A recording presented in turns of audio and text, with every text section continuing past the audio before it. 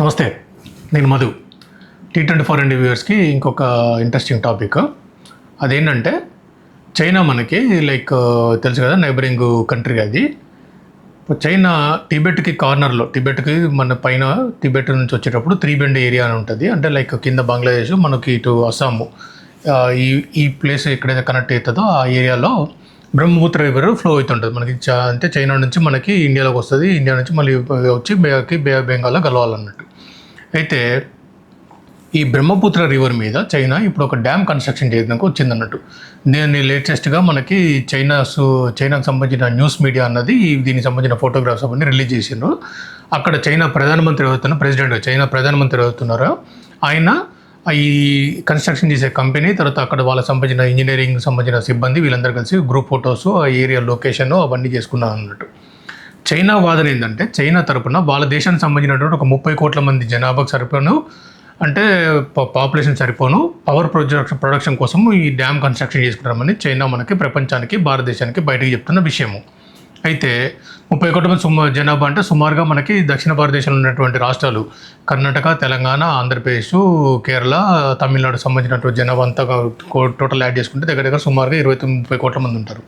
అంటే south India మొత్తం సరిపోయేటువంటి capacity of electricity generation ఎంత ఉందో అంత ఎలక్ట్రిసిటీ జనరేషన్ని కేవలం ఒక ప్రాజెక్ట్ ద్వారా, ఒక డ్యామ్ ద్వారా కన్స్ట్రక్షన్ చేద్దామని చెప్పేసి అంటే ఏదైతే లొకేషన్ చేసుకున్నారో ఆ లొకేషన్లో 5 ప్రాజెక్టు కడతా ఉంటారు. ఈ 5 ప్రాజెక్టు కలిపి ఒక సింగిల్ డ్యామ్ అన్నట్టు. ఈ 5 ప్రాజెక్టు కలిపి వచ్చే ప్రొడక్షన్ ఆఫ్ పవర్ ఎంత ఉంటుందంటే ఈ 30 కోట్ల సరిపోయిన జనాభాకు వచ్చిందంటే దక్షిణ భారతదేశం మొత్తం సరిపోయేటువంటి పవర్ ప్రాజెక్టు ఒక సింగిల్ పవర్ ప్రాజెక్టు కన్స్ట్రక్షన్ చేస్తుంది చైనా. దేని మీద? బ్రహ్మపుత్ర మీద.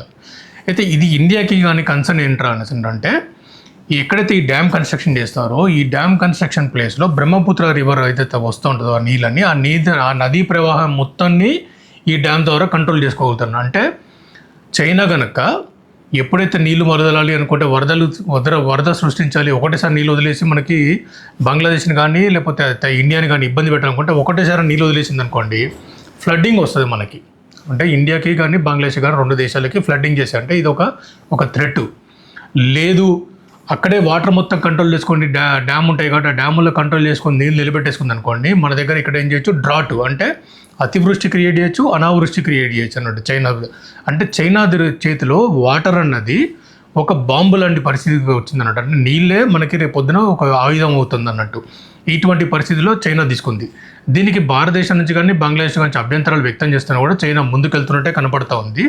సుమారుగా దీనికి అయ్యే ఖర్చు ఎంత అంటే 14 లక్షల కోట్ల రూపాయలు అక్కడ స్పెండ్ చేస్తున్నారు అన్నట్టు. అయితే సుమారుగా మనకి ఇప్పుడు దీనికోసం ఏదైతే ఈ ప్రాజెక్ట్ కడుతుందో దీనికి చైనా 14 లక్షల కోట్ల రూపాయలు ఖర్చు పెడుతుంది. మన తెలంగాణ బడ్జెట్ వచ్చి 1,40,000 నుంచి 2 లక్షల కోట్ల మధ్య అనుకుంటే, అంటే 10 బడ్జెట్, వార్షిక బడ్జెట్ ఎంతనో ఒక వార్షిక బడ్జెట్ 10 బడ్జెట్ మొత్తాన్ని ఈ డ్యాము ప్రాజెక్ట్ రూపకల్పన చేస్తుంది అన్నట్టు.